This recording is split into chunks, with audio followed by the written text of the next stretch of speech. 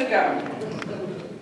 The first stone, we reminded, is our intuitive projective stone. This is the childlike stone, the first very beginnings, the kiddo that is just excited to see all the things God can do and has no doubt that God can do it all again and more. The stage of preschool children in which fantasy and reality often get mixed together. However, during this stage, and our most basic ideas about God are usually picked up from our parents and our society. It's one of my reasons why when you have little children, I think it is so important to teach them that song, Jesus loves me, this I know, for the Bible tells me so. Something to carry them through. But as you know, children grow just like our faith grow. And the next stone, what we call stage 2, is our mythical literal. When children become school age, they start understanding the world in more logical ways. They generally accept the stories told to them by their faith community, but tend to understand them in very literal ways. A few people remain in this stage through adulthood. I like to poke fun. I know we have a lawyer present, but I like to say that lawyers are stuck in this one. They're stuck in that literal rule following. Then we go to stone number 3 that we talked about last week. Most people move on to this stage as teenagers. At this point, their life has grown to include several different social circles, and there is a need to pull it all together. When this happens, a person usually adopts some sort of all-encompassing belief system. Ooh, I lost my spot, sorry. An all-certain belief system. However, at this stage, people tend to have a hard time seeing outside their own box and don't recognize that they are inside a belief system. At this stage, authority is usually placed in individuals or groups that represent one's belief. This is the stage in which many people remain. Last week, we kind of compared this stage to the prodigal son, the son that wanted his inheritance early, took his money and went to Las Vegas. We talked about him. He kind of only hung out with his peers, but in some ways it's crucial to have this stage because you need to get to know who you are as a person. You need to have the bad haircuts and all the things that come with growing to learn who you are. And then we come to this other stage today. And today we're on a very important rock. Believe it or not, psychologists argue that most people in their faith and in their psyche, their development, tend to stay in this stage. Most people you meet are still in this stage. This is a tough stage, often begun in young adulthood, when people start seeing outside the box and realize that there are other boxes.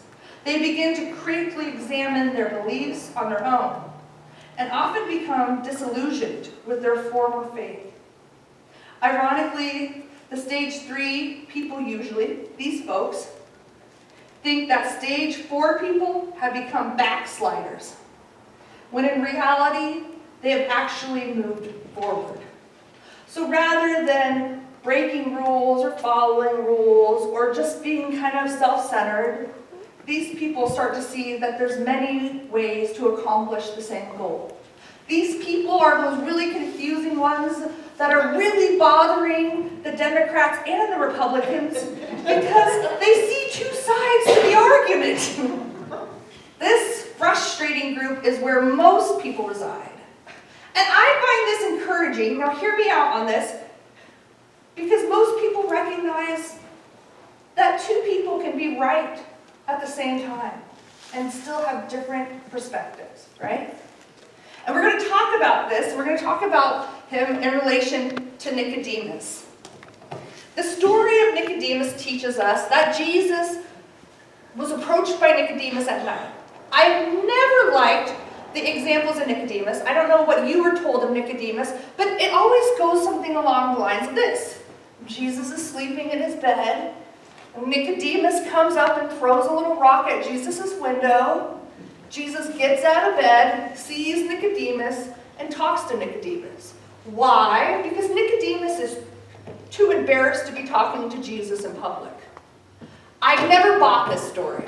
Never bought that theory. Because we know that Jesus had a large following. He had people with him. And back then in those days, you would sleep with a group of people partly for protection, right? If you're in a group huddled together or a family structure, sorry, I don't know what my speaker's doing. If you're in a group huddled together or in a family situation, you're safe and you're comforted. I don't see Nicodemus being very good at tiptoeing around the bodies to get to Jesus and then tapping on his shoulder. When I get waken out of bed, it's floppy and it's messy and the whole bedroom's awake. I don't think Nicodemus did this. Here's what I suspect, and this is my own creative thoughts, is that I think what happened was when Jesus went to the big dinner parties. We know he had many, many dinner parties. They were all gathered around and they were all eating.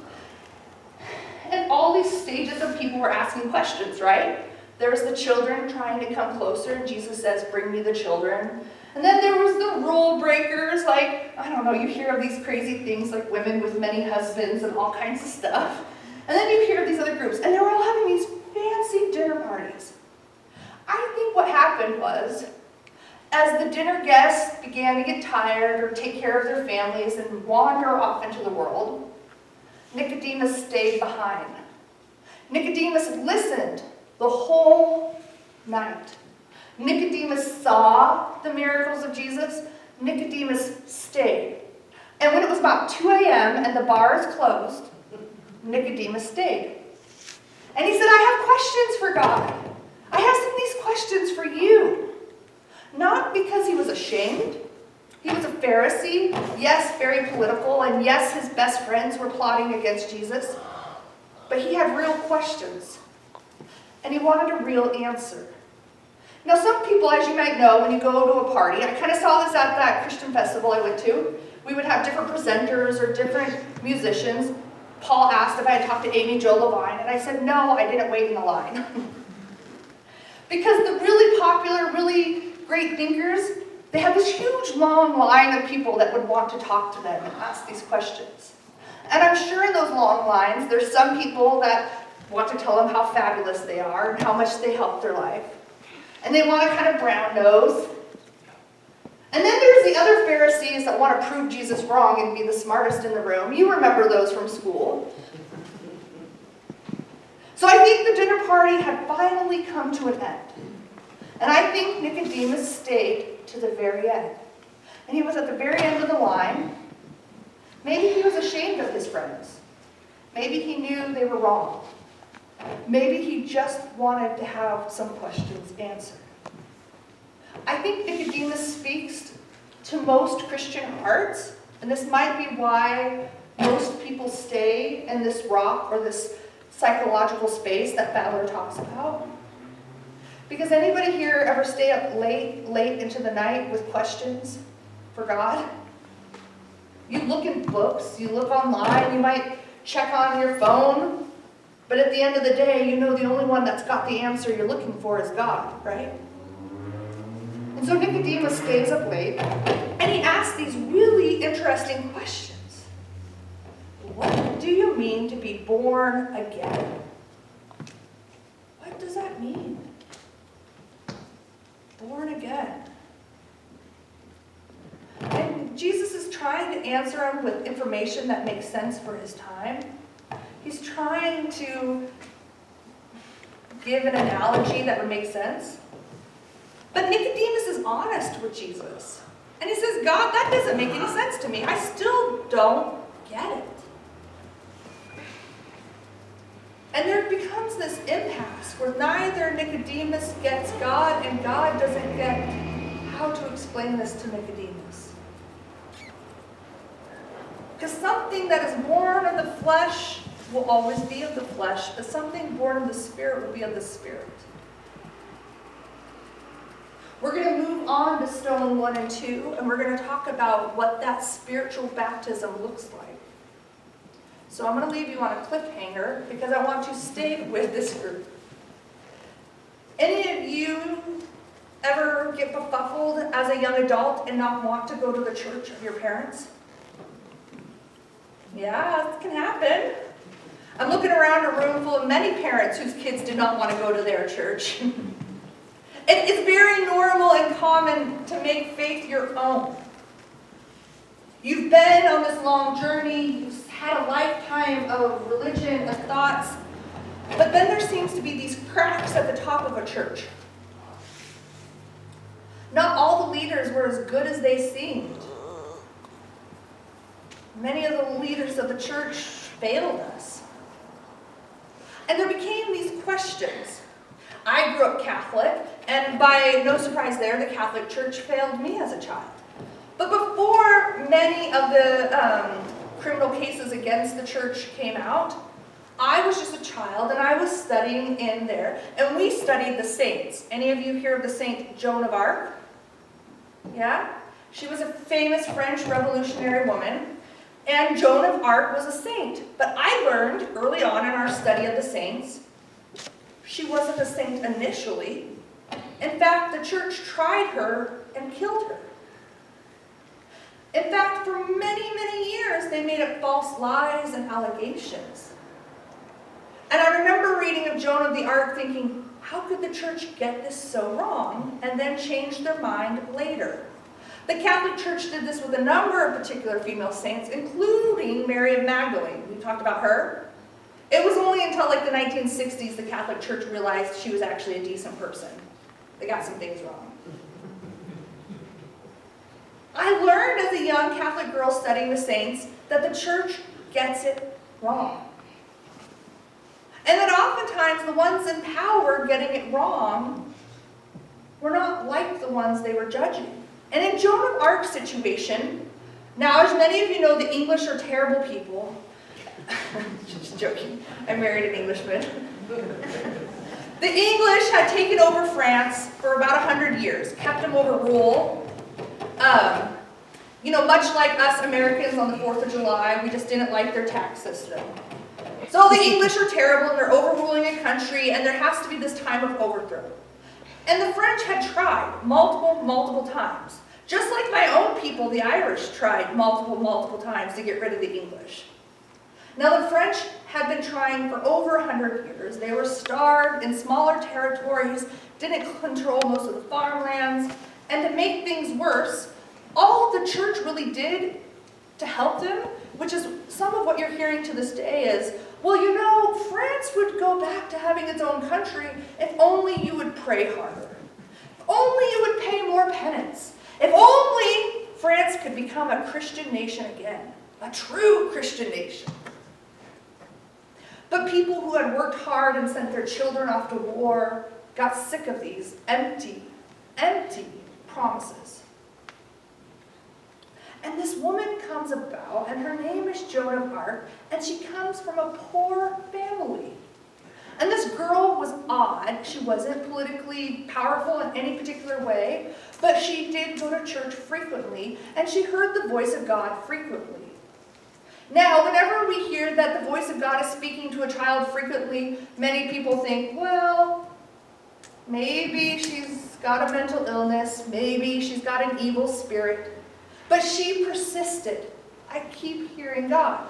I'm to help you. We can win this. After many attempts to speak to the king, finally he lets her in. And she speaks to him, and he believes that she is pure of body and soul.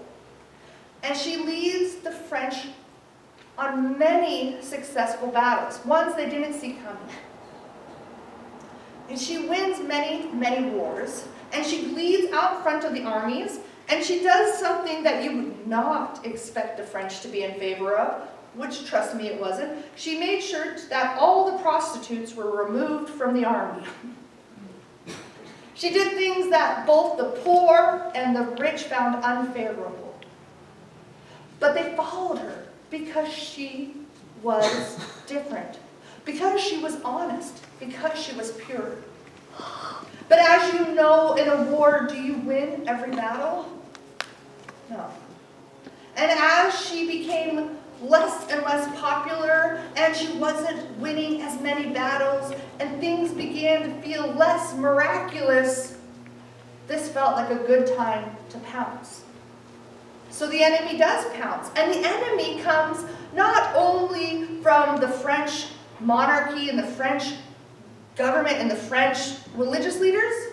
It turns out the English wanted to put their 2 cents in too.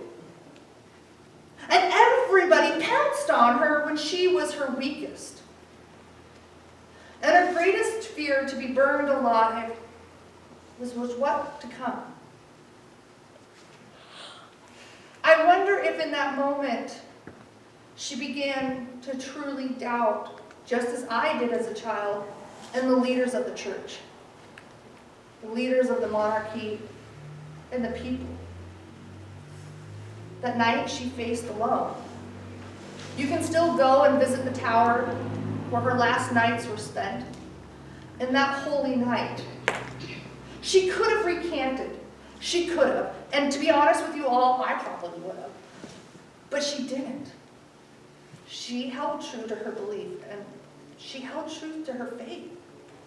And see, that's what people forget, is in this final stage, it's not that they don't believe in God. It's that their belief in God becomes separate from an organized religion. Their belief in God becomes their own.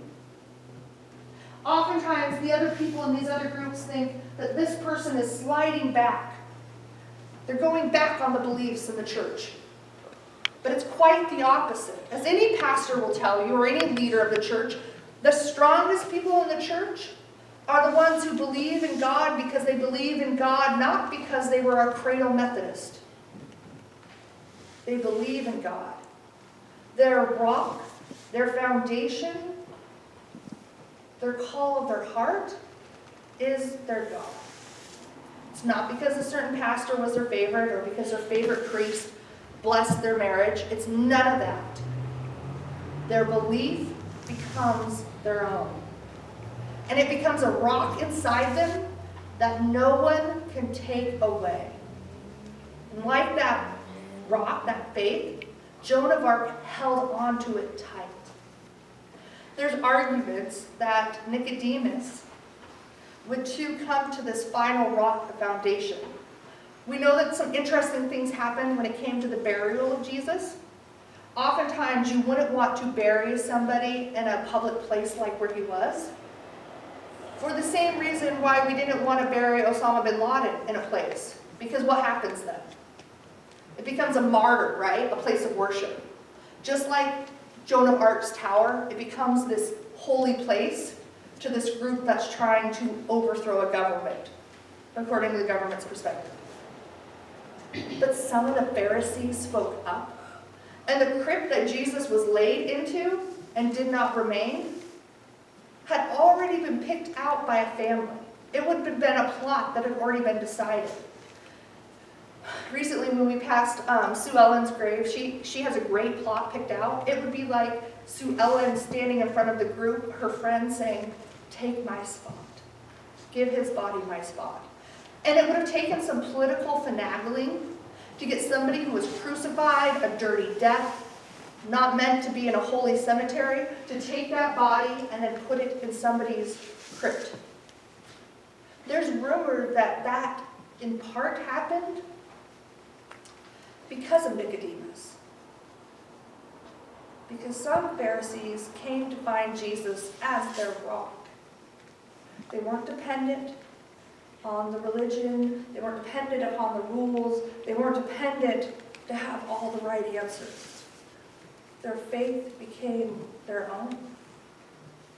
So my prayer for all of you today is, it can be frustrating. People aren't always flowing to church doors. And it can be frustrating in this time as we struggle with our ministries and our good work. But I don't want you to keep into that struggle because you believe in the Methodist Church. I know rock number 2 doesn't like it when I say that. But I want you to keep doing the good work of God because God is your rock and God is your rock that moves you forward. Amen? Amen.